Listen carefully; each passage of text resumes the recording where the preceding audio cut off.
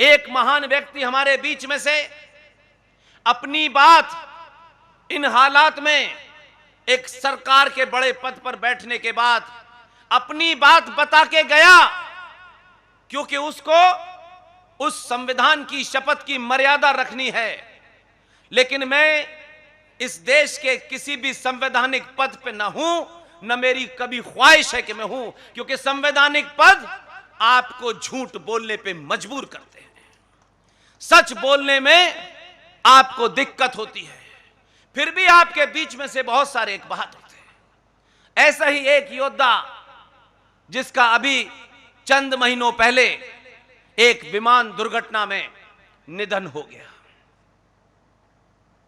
हम हजारों साल की बात करेंगे, आचार्य चाणक्य की बात करेंगे, विष्णुगुप्त की बात करेंगे, मर्यादा पुरुषोत्तम राम की बात करेंगे, कृष्ण जी का भी जिक्र आएगा, अर्जुन का भी जिक्र आएगा। कभी कभी लगता है कि सिर्फ हमें कहानी सुनने और सुनाने का शौक हो गया है।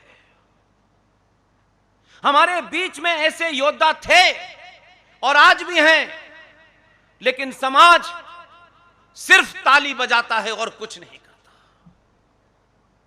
बड़े से बड़े लोग आपको अपनी बात कह के चले गए, उस खतरे के साथ बात क्या होने वाला है उस खतरे से आपको आगाह करके गए, लेकिन हमने सुना क्या कहा क्या नहीं कहा, क्योंकि हमारी प्रायोरिटीज, हमारी प्राथमिकता ही कुछ और है।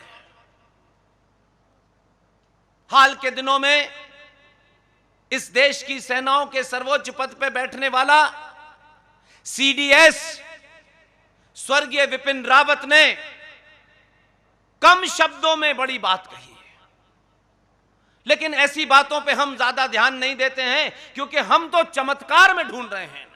कोई चमत्कार होगा, बाबा आएंगे, कथा करेंगे, कुछ चमत्कार का आपको चूरन चटाएंगे और आप अपने घर में जाएंगे और आपके घर में सोना भर जाएगा। पूरा समाज इस चमत्कार में लगा हुआ है, अपने पुरुषार्थ को जगाने की कोशिश नहीं करता, बल्कि अपने पुरुषार्थ को अपने ही लोगों को समाप्त करने में लगता है।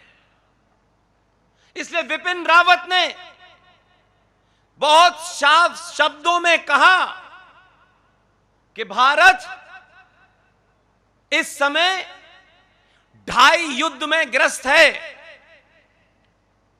बहुत लोगों की समझ में आया, बहुत की समझ में नहीं आया। वैसे तो हम हर बात को जानना चाहते हैं, हर बात पे जिरे बहस तर्क बहुत करते हैं, लेकिन विपिन रावत ने बहुत कम शब्दों में बड़ी बात कही।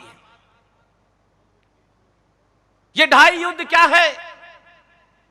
भारत के पूर्व में पाकिस्तान, बांग्लादेश और चाइना, भारत के पश्चिम में पाकिस्तान, ये भारत की सीमाओं के बाहर दूसरे देश हैं।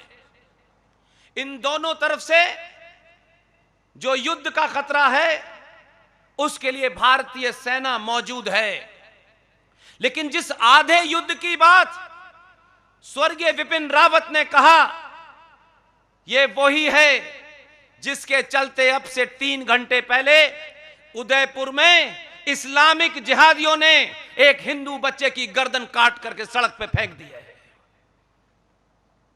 हमने टीवी में यह खबर देखी, आपस में कुछ चर्चा की, कुछ गुस्सा हुए और यह कह के सो गए कि वहां कांग्रेस की सरकार है इसलिए हुआ। लेकिन कोई घटना हमको देखने को नहीं मिलती कि कहीं भी हम ये कह पाए कि जिसने हमारी मां का, बहन का सुहाग लूटा है, हम वहां क्या कर रहे हैं।